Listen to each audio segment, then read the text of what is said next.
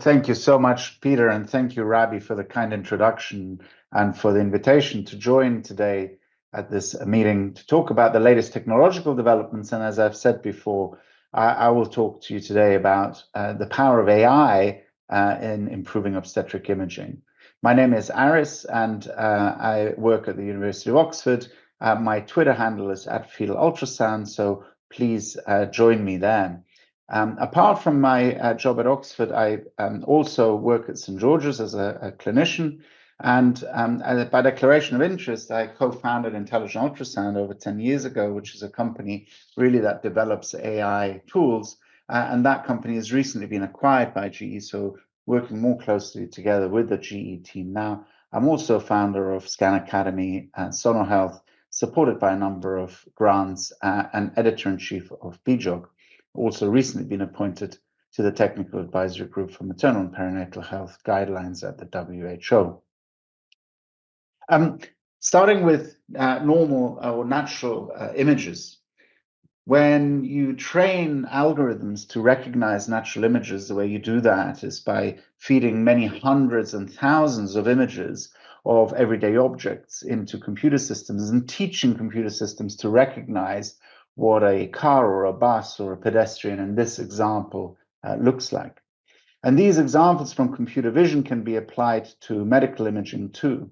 Here, what the computer vision algorithms is doing is a couple of things. It's doing instant segmentation, which means drawing around an object, drawing the outline of a pedestrian or a car. And the second is recognizing what that structure is. So not only is it drawing around that person, it's saying this is a person, or this is a car, or this is a bicycle. So instant segmentation is a drawing around, and image recognition and labeling is the second function that is happening here. And this is a sort of technology that you can see in self-driving cars and other such important advances. Our question is really whether we could apply some of these principles to ultrasound, and I'll be showing you a few examples that have made it from the university lab into the Intelligent Ultrasound company and now into GE's software over a process of research, development, and implementation. And really what we wanted to do is to look at causes of, or the initial thinking was around causes of mortality and morbidity. If you look at causes of morbidity and mortality, of course, the top cause of infant mortality worldwide is preterm birth. That's the number one that you can see there on that list. And the second most common cause of infant mortality, that's mortality before the age of 5, is in both boys and girls, is neonatal encephalopathy, birth asphyxia, or other traumatic events around labor and birth. And the third most common worldwide is congenital birth defects, and congenital heart anomalies are the leading cause amongst those. So we know that congenital birth defects are important as a cause of poor infant outcome, but yet we're not brilliant at picking them up. Now, we're very good at picking up some abnormalities like anencephaly and renal agenesis. But if you look at all the abnormalities put together, actually more than half of them are still missed. And in particular, cardiac defects, which, as you saw on the previous slide, is a common cause of disability, is frequently not picked up. So it's important then to screen and not miss abnormalities in the fetus for these reasons. Mortality and morbidity, as we said. And why is that important? Because when we know about a birth defect, for example, an important cardiac defect, we can optimize the timing and the place of birth. Of course, this can lead to improvement in outcome, and in cardiac defects in particular, we know that optimizing timing and place of birth improves outcomes, it reduces the risks of becoming acidotic or before an operation, or indeed optimizing the post-operative course. Of course, it gives parents reproductive choices, and finally, you will be aware of medical legal concerns. So let's turn it around. Well, why is it that when we, despite our screening, why is it that we miss abnormalities? And actually, there's not very many studies that look into this. But there's one paper from Monique Hack and her group, and also, of course, a sort of experience that we all have, that probably the most common cause of missing abnormalities is missing an image. So in other words, a baby is born with a particular problem, and we look back at our imaging record, and what we find is that we forgot to look at that particular structure. It's very rare for us to see an abnormality and ignore it. The more common scenario is we forgot to examine that particular part of the anatomy, which is not difficult to do in a setting where we're doing lots of ultrasound scanning. Another cause is, or less frequent cause is an inadequate image. So we didn't get a good enough image. We got the image, but it wasn't meeting all the criteria that it should. A third possible cause is seeing the abnormality but not recognizing it. That is a little more common in cardiac defects. And then, interestingly enough, maternal body mass index and other factors such as fetal position are actually relatively uncommon reasons as to why an abnormality is not seen. This is an interesting slide. This is from a paper we did with Lior and the group, where we looked at the sequence in which people do an ultrasound scan. So on the left-hand side, you can see the numbers 1 to 24, and all the different color dots look at the different parts of the anatomy that are examined in these 24 routine examinations. And you can see that people start sometimes with the head and sometimes with the face and sometimes with the heart. There's no particular sequence in which we scan. We all know this. We scan opportunistically depending on the position of the baby, right?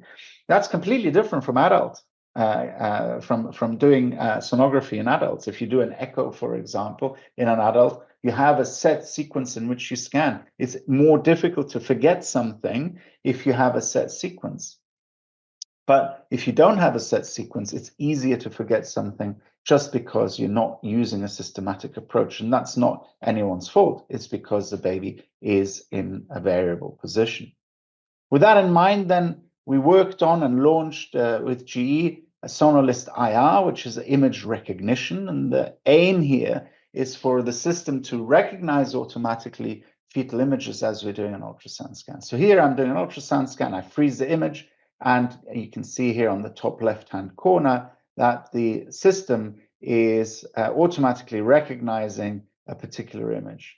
So you can see here, I'll just move to my pointer for a second. We can see here on the left-hand side that a label comes up, femur length. Now, I didn't have to press that label. The system automatically recognized that as a femur length. It'll recognize this as a ventricular view. And every time an image is frozen, it'll tick that particular view off a list. And you can see here on the right-hand side of the screen a little pizza wheel, which says Scan Assistant on it. That Scan Assistant pizza wheel contains the 20 views that we have, the 20 plus 2 views that we have in ISWOG as a standard for imaging. And every time we freeze and unfreeze the image, it will recognize it and advance that wheel forward by 1.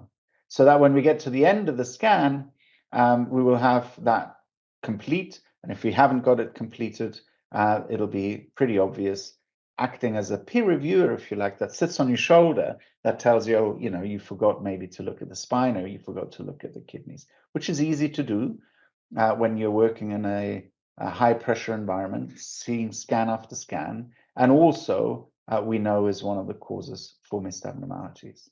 Now, what's happening in the background here is that apart from checking off the image as being present or not, the system is doing a quality check. So for each and every view, there's a little menu like this one here in the transcerebellar view, for example, which says the brain is symmetrical, the cavum is visible, the cerebellum is visible, cisterna magna is there, midline falx and magnification is adequate.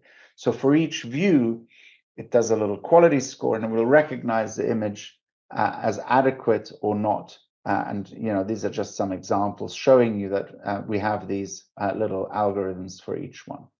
We tested this system in many thousands of scans, and we find that when we look at scan completeness, the expert-expert agreement, so if you ask 2 experts to assess whether a scan is complete, we get an agreement of about 96%. And if we look at the AI system versus an expert, the agreement is roughly the same, about 96%. When you assess image quality, experts don't agree with each other as much. So if you ask 2 experts to assess an image for quality, they will agree in about 84% of the time. And again, the AI to expert meets that baseline of 84%.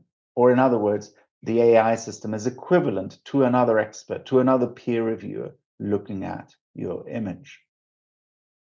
Now, what this system was doing was every time I froze the image, it was recognizing the image and ticking it off a list. Okay, so it was working on the frozen image, and we worked quite hard on speeding that whole process up so that the next iteration of the software, called Sonolyst Live, looks not just at the frozen image, but looks at the images as we are scanning in real time.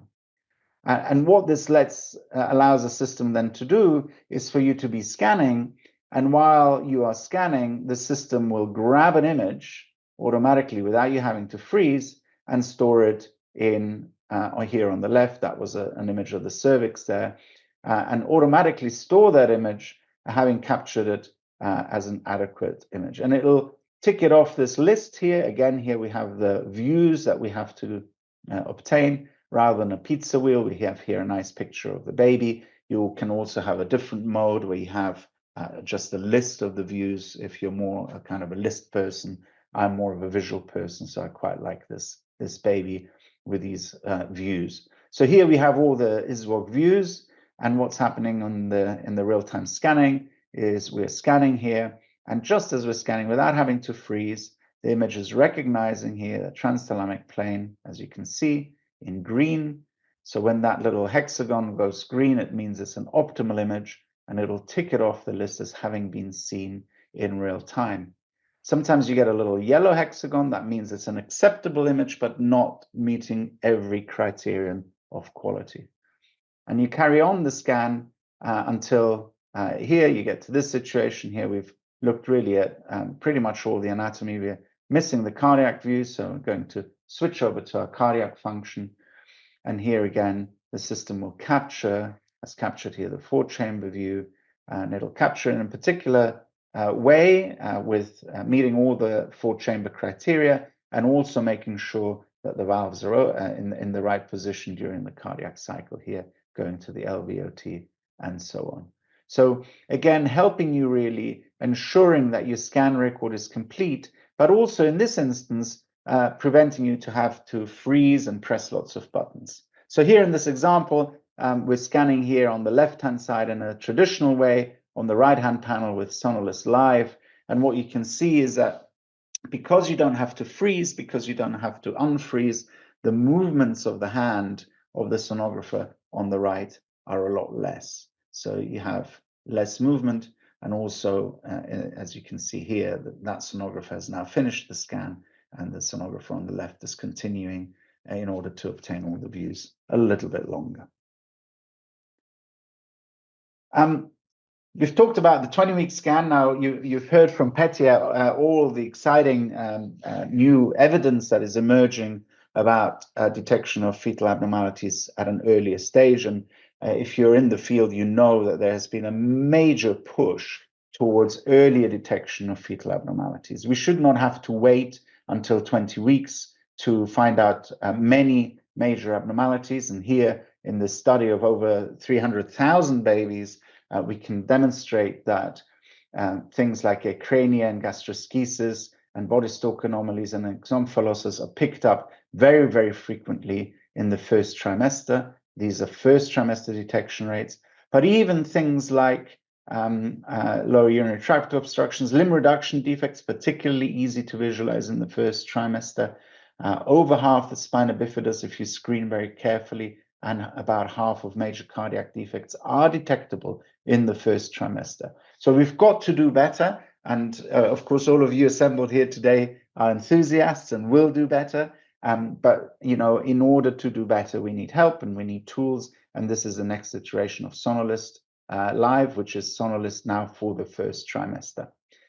These are the anomalies and the detection rates that I've been showing you here, but also a really important point here on this slide. These are detection rates for major abnormalities on the left-hand side, all abnormalities in the middle, and all abnormalities in high-risk groups on the right-hand side. And this is putting all the data together, hundreds of thousands of babies. And what we're looking at is studies where a protocol was used in light blue and studies where no protocol was used in dark blue. And what we can see is that detection rates are always much higher when a protocol is used. So it's really important. The most important factor in early anomaly detection is how you screen, which is why ISWOG and other organizations too have come up with guidelines for screening in the first trimester. And I'm excited to present to you the Sonolyst for the first trimester. So this is conceptually really the same as what I've shown you before in the second trimester. Here we have the baby on the right-hand side. You will see that it's a first trimester baby. You have the views that are recommended views for detection of abnormalities. And what you can see here, this is a picture of the whole fetus. It's been ticked off because we've seen, we've set up the machine here to require 2 images. So as we're going to be scanning in real time, we can see that it's detected here an arm and a hand, and it's ticked it off because it's seen 2 copies of each. Here we're going to the face. You can see it's detected 1 of those images, and then it's detected a second one of those images. So you can set the system up to require a single view, or 2 views, or 3 views, depending on the protocol that you use in your clinic. You can see that gradually as you're scanning in real time, without having to freeze and without having to pause, in real time, you can scan through the baby, and the images that are required for the first trimester anatomy scan are gradually captured. I'll just spool forward here a little bit, going to the spine of the baby. We've captured here in the meantime the fetal head measurements, both the transventricular and transthalamic planes in the first trimester. And we can even see with this nice probe, and Edwin will be talking a little bit more about the power of these new probes in the next talk. We can see here nicely the kidneys, for example.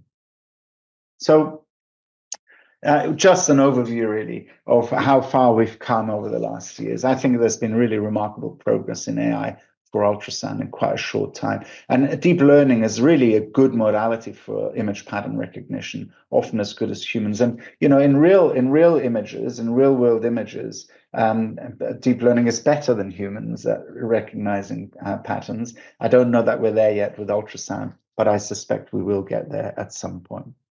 We've shown you Sonolyst today, which is an AI system that can support screening by ensuring a really complete scan in the second and now in the first trimester as well. So we're making sure that we're not forgetting anything. It's an assistive tool, so it's helping us. It's helping us by making our examination more smooth, more reliable, and making sure that we've got consistency in our imaging record. It's a real-time tool. There's no point in having a tool that relies on us looking at the images at the end and having to call the patient back. By having real-time feedback, we can ensure that we have a beautiful, complete imaging record every time. And very importantly, AI systems are consistent and tireless. So they work the same every time and remind you about what you have to do every time, regardless of the time of the night or day. So thank you very much for your attention, and I look really forward to seeing the next developments from Edwin and the discussion at the end. Thank you very much.